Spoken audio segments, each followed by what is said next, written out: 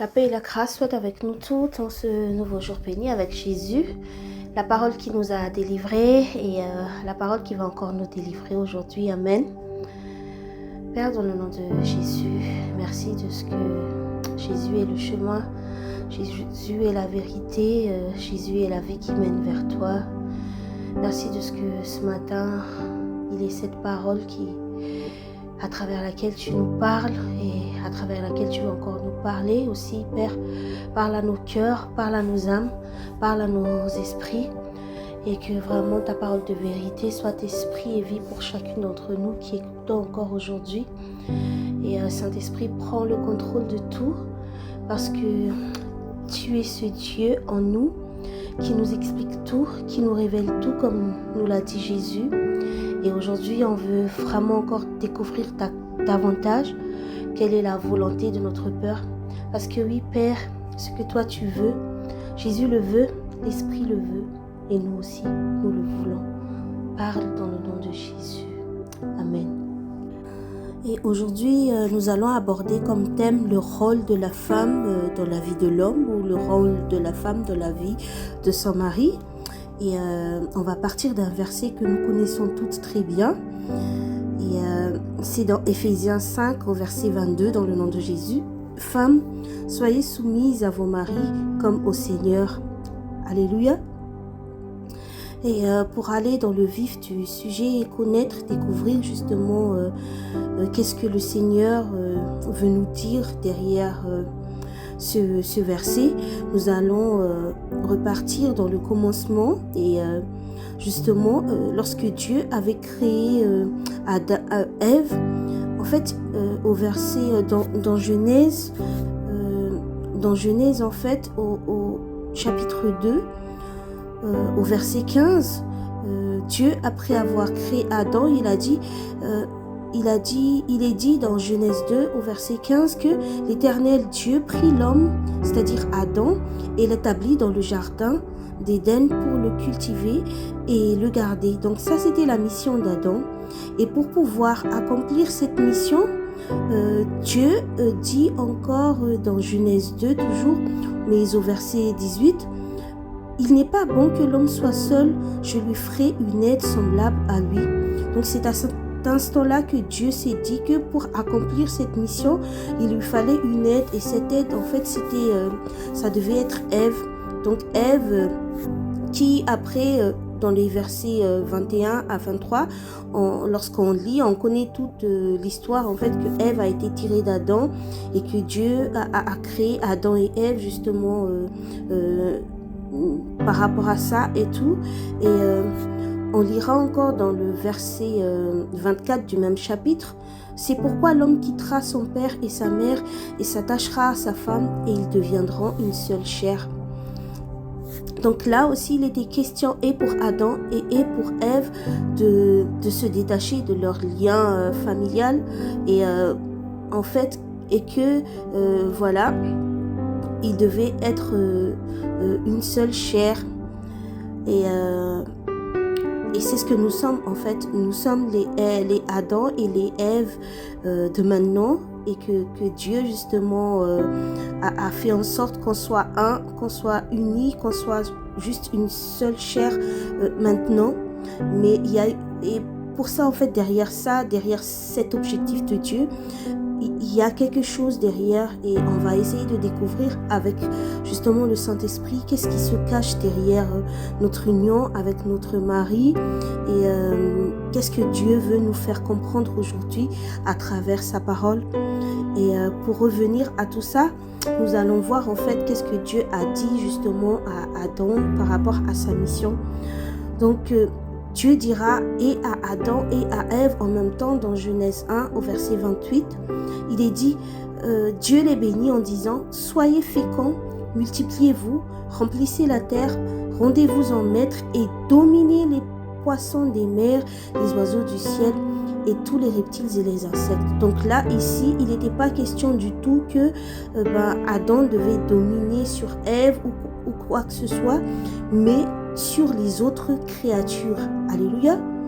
Et Dieu bénit Dieu avait béni et Adam et Ève après les avoir créés. Mais qu'est-ce qui s'est passé en fait? Qu'est-ce qui s'était passé? Ce qui s'était passé, c'est que avant la création d'Ève, Dieu avait dit à Adam qu'en fait, il ne devait pas manger du fruit de l'arbre de la connaissance du bien et du mal. Et on ne sait pas, est-ce qu'il en a parlé à sa femme? Est-ce qu'il a partagé cette mission à sa femme? Apparemment oui, parce que lorsque Ève discutera avec le serpent dans Genèse 3, on verra bien que Adam avait partagé les instructions de Dieu avec Ève. Sauf que Ève, elle a failli à sa mission. Elle n'a pas été soumise à Adam comme il le fallait, soumise à la volonté de Dieu comme il le fallait. Peut-être elle a été soumise dans beaucoup de choses, mais elle a failli à sa mission principale qui était justement de ne pas aller à l'encontre de cette directive de Dieu. Et ce qui s'est passé en fait, c'est que elle a quand même écouté le serpent, elle a quand même mangé du fruit de l'arbre défendu et elle a incité justement Adam à aller carrément à l'encontre de la volonté de Dieu pour lui, de la volonté de Dieu pour elle. Et nous, ce que Dieu attend de nous, justement, c'est ne pas aller à l'encontre de la volonté de Dieu pour nos maris, comme Ève, elle a fait pour elle, en fait. Parce que en ayant fait ça, en fait, elle s'est condamnée elle-même, elle a condamné son mari, mais elle a condamné aussi toute sa postérité. Donc, l'insoumission d'Ève à la volonté parfaite de Dieu a vraiment fait le chute de toute sa famille, de toute sa postérité. Et aujourd'hui, en fait, ce que le Seigneur veut, c'est que nous, justement, on découvre avec l'aide du Saint-Esprit, c'est quoi la mission que Dieu a confiée à nos maris respectifs et que justement nous puissions tout simplement nous soumettre à cette mission et être cette aide que Dieu attend de nous, surtout en ces derniers temps. On sait tous que ce que Dieu attend de nous en ces derniers temps, en fait, c'est que déjà nous préparons nos familles, nous aidons nos maris à préparer nos familles pour l'enlèvement. Alléluia. Et que vraiment nous puissions être cette femme soumise, cette femme qui suit les instructions du Seigneur par rapport à ce qu'il attend de nous en ces derniers temps. Parce que par exemple, on peut aussi parler de Saraï en fait. Saraï aussi, elle était au courant de la mission d'Abraham. Abraham était prévu, il était prévu que la descendance d'Abraham, Dieu allait faire d'Abraham en fait une grande bénédiction et tout, et que c'était de sa postérité que Dieu allait le bénir, mais que Sarah en fait, elle a été tellement elle a été impatiente, tellement elle n'a pas cru à ce plan de Dieu, elle n'a pas pris vraiment à cœur, que finalement on lira dans Genèse au verset chapitre 16 au verset 2, elle dira: voici que l'Éternel m'a rendu stérile et des relations avec ma servante, peut-être aurais-je par elle des enfants. Et Abraham écouta Saraï. Pourtant, Dieu avait dit à Abraham qu'il allait être une grande nation et tout. Et vraiment, elle a été insoumise à la volonté de Dieu. Mais plus tard, on pourra lire dans Genèse 21 au verset 10 qu'elle dira ceci à son mari plus tard, lorsque Dieu l'a bénie. Elle dira alors: chasse cet esclave et son fils, car le fils de cet esclave n'héritera pas avec mon fils, avec Isaac. Donc là, on pourra dire que mais elle a de l'audace aussi, Sarah. Hein. Pourquoi est-ce qu'elle demande ça? Elle est respectueuse, elle est insoumise, puisque c'est quand même son fils et tout. Et pourtant, on pourra lire, et on lira ensuite que cette parole déplut beaucoup à Abraham, parce que c'était son fils. Donc, elle est où la soumission de Sarah dans ça? Mais au verset 12, on va lire: dans le nom de Jésus. Cependant, Dieu dit à Abraham que cela ne te déplaise pas à cause de l'enfant et de ton esclave. Quoi que tu dises, Sarah, écoute-la, car c'est par Isaac qu'une descendance te sera assurée. Amen. Donc là, en fait, Dieu reconnaît que Sarah a tout compris maintenant, que la volonté de Dieu, en fait, c'est que c'était Isaac et elle et Abraham et pas Abraham et pas une autre personne, parce qu'elle avait prévu. Donc c'est à partir de là qu'elle a eu vraiment la faveur de Dieu, que Dieu s'est même aligné à elle pour que Agar et Ismaël soient chassés même de la vie d'Abraham. Et là, si on voit d'un œil, on va dire, charnel, on dira à toutes que vraiment Sarah, elle était injuste, elle n'était pas soumise et tout. Et pourtant, Dieu a vu qu'elle était vraiment cette femme soumise, parce que tout simplement, c'était la volonté de Dieu. Donc la soumission que Dieu attend de nous, en fait, c'est ça. C'est que nous soyons soumises à la volonté parfaite de Dieu pour nos maris, pour respectifs, pour nos familles, en fait. Et comme on est dans les derniers temps, nous on est là justement pour nous préparer à l'accueil, à accueillir la venue de Jésus, et que vraiment nous puissions découvrir avec l'aide du Saint-Esprit si nos maris sont bien là où ils doivent être. Est-ce qu'ils sont bien à cette place que Dieu attend, en fait, de chacun. Par exemple, s'il a été appelé à être pasteur, est-ce qu'il est bien à cette place-là? Et est-ce que nous, en tant que femmes, on est là à le soutenir dans cette mission, par exemple? Ou si Dieu l'a appelé à être médecin, ou si Dieu l'a appelé à être... il y a beaucoup d'exemples qu'on pourrait citer, mais l'essentiel est qu'il est là où Dieu l'a appelé, et que nous, en tant que femmes soumises à nos maris, en tant que femmes soumises à la volonté de Dieu, que nous puissions être là à le soutenir, en fait.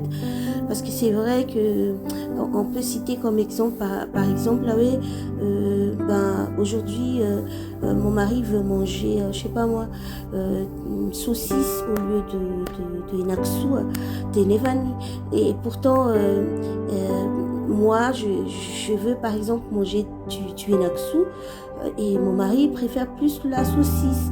Et c'est pas que je me plie, genre je vais dire ok, aujourd'hui on va manger de la saucisse, et parce que je dois être soumise, donc je vais accepter ça puisque mon mari veut de la saucisse, donc moi je vais truc. Mais au final, la question qu'on devrait se poser est oui, mais par rapport à cette je me suis soumise, oui, entre guillemets, à cette volonté-là, mais quel est l'impact de cela dans le plan de Dieu pour nous, dans la mission que Dieu attend de lui? Est-ce que c'est vraiment ça? Amen. Et après aussi, parce que Dieu n'est pas genre, je pense pas que Dieu notre Père soit, on doit toujours se plier à la volonté de notre mari, entre guillemets. Là n'est pas la question non plus. Ou si effectivement, ça en fait c'est si par exemple mon mari veut manger de la saucisse, je vais pas lui cuisiner de la saucisse juste parce que moi je veux être une femme soumise à la volonté de Dieu. Je le ferai tout simplement par amour, en fait, parce que je l'aime bien. Donc si c'est ça ce qu'il aime, ok, je vais faire ça. Mais la soumission, en fait, que Dieu attend de nous, c'est une soumission vraiment qui est en rapport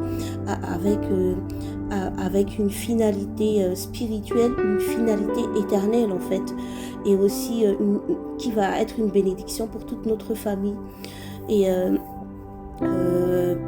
par exemple, pour ma part, en fait, je sais maintenant c'est quoi la volonté de Dieu pour mon mari. Et en cela, il m'a visité, il m'a parlé, et je suis en train maintenant d'entrer dans ça, de l'aider à entrer dans ça, parce que à un moment donné, j'étais un peu sceptique, en fait, par rapport à cette volonté de Dieu. Et Dieu m'a dit non, Prisca, là, t'es insoumise vraiment par rapport à ça. Et Alléluia. Mais maintenant, j'ai compris qu'il y a une mission spécifique et que je dois soutenir mon mari par rapport à ça. Et j'essaie de faire, avec l'aide du Saint-Esprit, à entrer là-dedans, en fait. Et ce que Dieu attend de chacune de nous, en fait, c'est vraiment ça. Dieu a dit, peut-être pas directement, peut-être indirectement, Dieu a dit, par exemple, on peut prendre comme exemple, hein, puisque nos parents de la foi, par exemple, Jésus s'est adressé à notre papa de la foi. Il a dit que toi tu vas me servir et que je serai avec toi jusqu'à la fin du monde, et que ton pays en fait va s'abriter entre guillemets à travers la mission et tout ça. Donc la volonté parfaite par exemple de Dieu pour Maman Viviane, en fait, c'est tout simplement de soutenir notre papa de la foi dans ça. Ça, c'est vraiment un exemple qu'on peut prendre, puisque ça, c'est vraiment ça, en fait. Et nous aussi, c'est quoi cette mission que Dieu a confiée à nos maris respectifs, en fait, et que nous puissions tout simplement être soumises à ça, les soutenir et ne pas justement faire comme Ève ou comme Sarah, trouver d'autres moyens pour y arriver et tout, mais que nous puissions toujours nous en tenir à ce que Dieu a dit. Et vraiment que nous puissions toujours être connectés avec le Saint-Esprit pour être cette aide que Dieu attend de nous, pour que justement nous-mêmes et nos enfants ne soyons pas pénalisés parce que nous n'aurons pas respecté la volonté de Dieu. Et que vraiment ce verset dans Éphésiens 5 au verset 22, que ce soit vraiment un esprit et vie pour chacune de nous et pour moi premièrement. Et alléluia. Donc prions dans le nom de Jésus. Père, merci de ce que aujourd'hui tu nous as parlé, tu nous as fait comprendre ta volonté parfaite par rapport à ce verset-là. Et il ne s'agit pas justement que nos maris nous dominent ou pas, quoi que ce soit, parce que parfois on n'aime pas trop justement cette expression de femme soumise. Et pourtant, c'est ta volonté. Sauf que lorsqu'on comprend vraiment le sens même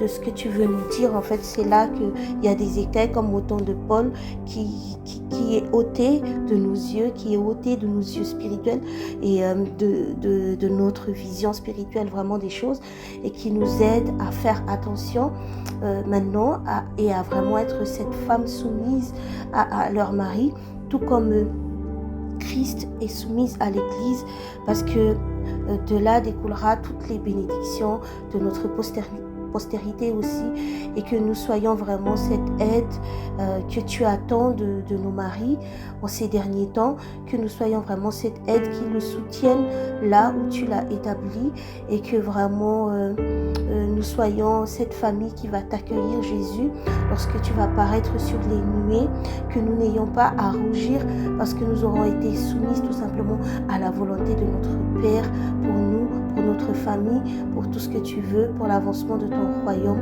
et que vraiment derrière notre soumission, que tu sois vraiment glorifié, Père. Et pardonne-nous justement si il y a eu des moments où on a été des femmes insoumises, mais aujourd'hui par ta grâce tu nous rappelles à l'ordre, et tu veux rectifier les choses avec nous et avec amour.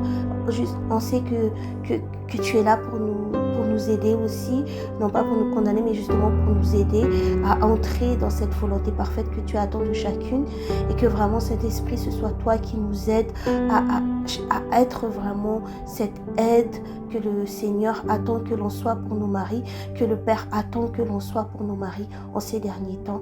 C'est en ton nom Jésus qu'on a prié et qu'on te glorifie, Père. Amen. Amen. Tayin Jesus dawol tubko.